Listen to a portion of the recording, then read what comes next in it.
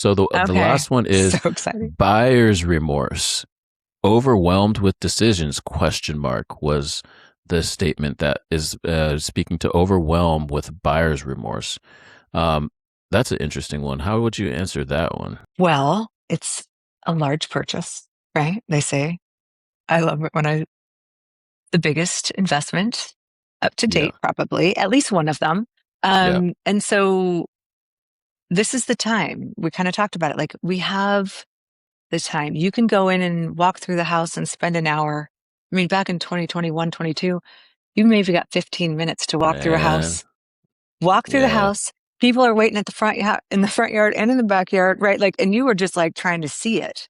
And then a lot of people were waving their inspection. Like this, that was the time that you got to spend That's in that crazy. There house. were really lines like outside of Bananas like lines. Howdy Bagel. That's not For real. wrong. Did it not? You're I not mean, wrong.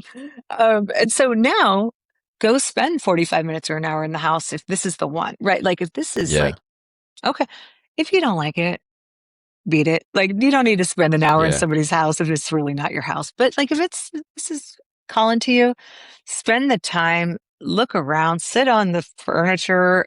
Don't sit on the beds. That's people's private space. But Yeah. like, do those things. We have rules here. Yeah. But also just kind of like look around and then take your inspection time. If it's 5 days, if it's Yeah. 3, but regardless, get your people to, we already talked about this, get your specialists in there, learn as much as you can during your inspection period Mhm. and, and really just like think, yes, this is it.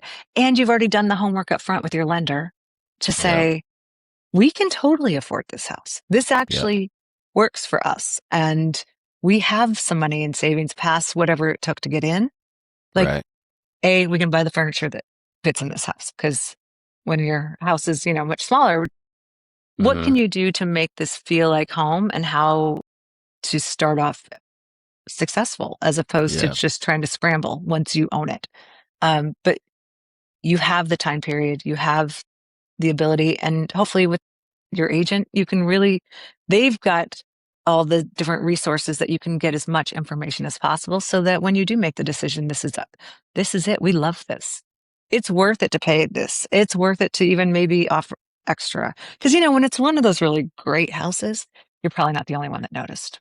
Yeah. So Right. you might still have to compete, but you also are competing with other people that want an inspection What, generally. yeah, what do you say to people? So, for example, like, what if it's, of course, you got the cream puffs, which everyone's going to want, right? I'm a Yes. buyer. We've missed out on 2 cream puffs because they both have multiple offers. And now I'm looking at a house that might be about 75% to 80% of all the things that I want, but there's some things that I just don't like. Is it just kind of like a depends thing?